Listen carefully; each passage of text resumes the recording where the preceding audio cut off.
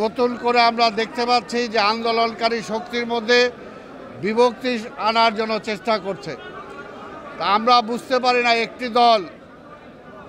একটি দলকে বিএনপি কাঁধে নেওয়ার কারণে বিএনপি অনেক ক্ষতিগ্রস্ত হয়েছে। তারপরেও কিন্তু বিএনপি তাদের থেকে মুখ ফিরিয়ে নেয় নাই।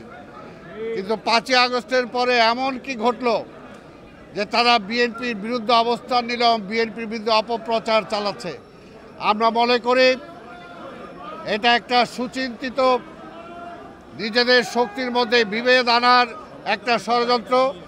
যেমনিভাবে 96 সালে এই পরাজিত ফ্যাসিবাদ যখন ফিরে আসতে পারছিল না, তখন এই পরাজিত ফ্যাসিবাদের সাথে যারা একসাথে আন্দোলন করে আবার এই পরাজিত ফ্যাসিবাদকে ফিরিয়ে আনার রাস্তা প্রশস্ত করেছিলেন, আজকেও কি তারা বিএনপির বিরোধিতা করে সেই পরাজিত ফ্যাসিবাদকে ফিরিয়ে আনার চেষ্টা করছেন কিনা আমার আজকে এটাই দেশবাসীর সামনে প্রশ্ন।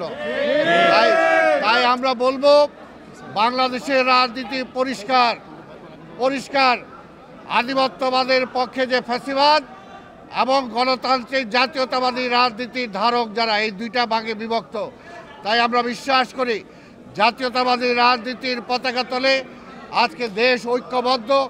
এই দেশটাকে যদি আমরা সামনে এগিয়ে নিতে চাই, তাহলে জাতীয়তাবাদী শক্তিকে আগামী দিনে রাষ্ট্র ক্ষমতায় নেওয়া ছাড়া কোনো বিকল্প নাই। কারণ আজকের সকল প্রতিষ্ঠানগুলো ধ্বংস হয়েছে। আমরা যারা আজকে পিআর বা টিআরের কথা বলেন, আজকে পিআর সিস্টেম দিয়ে একটা ঝুলন্ত পার্লামেন্ট করতে চান, কিন্তু আমরা বলি একটি শক্তিশালী পার্লামেন্ট ছাড়া আজকে পুশিনের বিরুদ্ধে কেউ বক্তব্য দিতে পারবে না।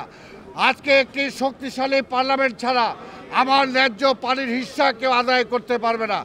আজকে শক্তিশালী একটি পার্লামেন্ট ছাড়া আজকে রোহিঙ্গাদের কারণে আমার যে আজকে চট্টগ্রাম আজকে ভেসে যাচ্ছে, আমরা সেই সমস্যার সমাধান করতে পারবো না।